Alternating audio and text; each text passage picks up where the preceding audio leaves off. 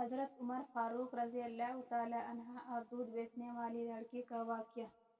پیارے دوستو، ایک رات کا ذکر ہے۔ حضرت عمر فاروق معمول کے مطابق حضرت ابن عباس رضی اللہ تعالی عنہ کو ساتھ لے کر مدینہ منورہ کی گلیوں کا گشت لگا رہے تھے۔ رات کافی ہو چکی تھی، مکانوں اور خیموں کی روشنی بند ہو چکی تھی۔ مدینہ منورہ کے لوگ گہری نیند سو رہے تھے، مگر ایک پھٹے پرانے خیمے میں ابھی تک چراغ جل رہا تھا اور دو عورتیں کی بات کرنے کی آواز آ رہی تھی۔ عورتوں میں ایک ماں تھی اور دوسری اس کی بیٹی۔ ماں بیٹی سے کہہ رہی تھی، دودھ بیچ کر جو پیسے تو لاتی ہے وہ اتنے کم ہوتے ہیں کہ بڑی مشکل سے چلتا ہے۔ میں جب تیری عمر کی تھی تو دودھ میں پانی ملایا کرتی تھی اور بڑے آرام سے گزر بسر ہوتا تھا۔ بیٹی میری بات مان اور صبح سے دودھ میں پانی ملانا شروع کر دے، 4 پیسے زیادہ آئیں گے تو گھر کی حالت سدھر جائے گی۔ بیٹی ماں کو ٹوکتے ہوئے کہتی ہے، ماں توبہ کرو، کیسی باتیں کرتی ہو۔ آپ کو سمجھاتے ہوئے کہنے لگی، ماں جب تم دودھ میں پانی کا ملاوٹ کرتی تھی تب اس وقت تم مسلمان نہیں تھی، الحمدللہ اب ہم مسلمان ہیں، ہم دودھ میں پانی نہیں ملا سکتے ہیں۔ ماں بولی، آخر اس میں حرج ہی کیا ہے، دودھ میں پانی ملانے سے اسلام پر کون سی آنچ آ جائے گی۔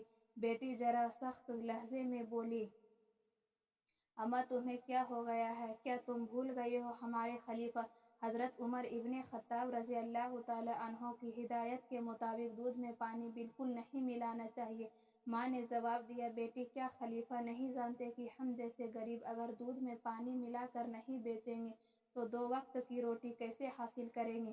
بیٹی نے اپنا فیصلہ سناتے ہوئے کہا، میری اماں اس طرح حاصل کی ہوئی روٹی حلال رزق نہیں ہے، میں مسلمان ہوں اور کوئی ایسا کام نہیں کروں گی جو خلیفہ کی ہدایت کے خلاف ہو اور اسلامی تعلیمات کے بھی خلاف ہو۔ ماں نے پھر سے بیٹی کو سمجھانا چاہا کہ یہاں کون سے خلیفہ بیٹھے ہیں جو دیکھ رہے ہیں، انہیں تو کانوں کان خبر نہیں ہوگی، اب تم سو جاؤ، صبح صبح میں دودھ میں پانی ملا دوں گی۔ پیارے دوستو، بیٹی تڑپ کر کہنے لگی، اماں نہیں، بالکل نہیں، خلیفہ نہیں دیکھ رہے ہیں تو کیا ہوا، اللہ تو دیکھ رہا ہے نا۔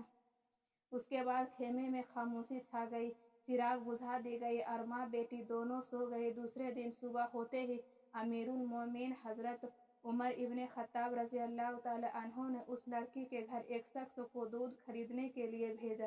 جب وہ شخص دودھ لے کر آیا تو آپ نے دودھ کی تحقیق کیا تو دودھ بالکل صحیح تھا، اس میں پانی کی ملاوٹ بالکل نہیں تھی۔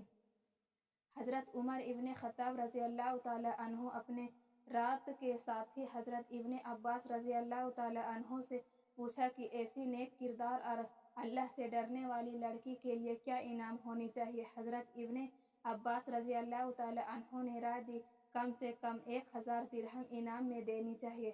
حضرت عمر ابن خطاب رضی اللہ تعالی عنہ نے حضرت ابن عباس رضی اللہ تعالی عنہ کے مخاطب کرتے ہوئے فرمایا، ایسی نیک اور پاک سیرت لڑکی کی ایمانداری کو سکوں میں نہیں تولا جا سکتا ہے۔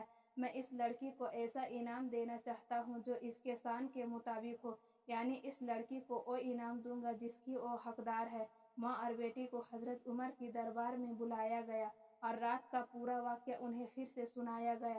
ماں کے چہرے پر مایوسی آ گئی اور شرمندگی سے اپنا سر نیچے کر لی اور بیٹی کا چہرہ صداقت نور کی جگمگا اٹھا۔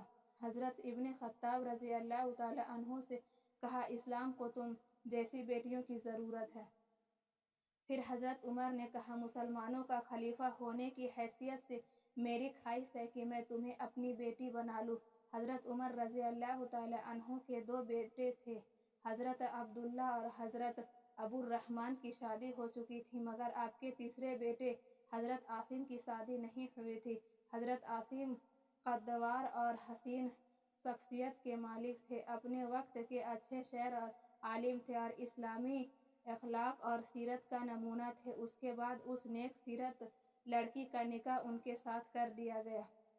خلفائے راشدین حضرت صدیق اکبر رضی اللہ تعالی عنہ اور حضرت عمر رضی اللہ تعالی عنہ، حضرت عثمان غنی رضی اللہ تعالی عنہ، حضرت علی رضی اللہ تعالی عنہ کے بعد اگر کوئی خلیفہ منصب کا حقدار ہوا ہے تو حضرت عمر بن عبدالعزیز تھے اور یہ اسی نیک سیرت دودھ میں پانی نہ ملانے والی لڑکی کے نواسے تھے اور اسلام کو ایسے لوگوں پر ہمیشہ رشک آتا ہے۔ मोहतरम अजीज दोस्तों, क्या खूब लोग थे और क्या अजीम हुक्मरान थे। आजकल हम शिकायत करते हैं कि हमारे ऊपर जो हुक्मरान मुसल्लत है वो हम पर जुल्म करते हैं।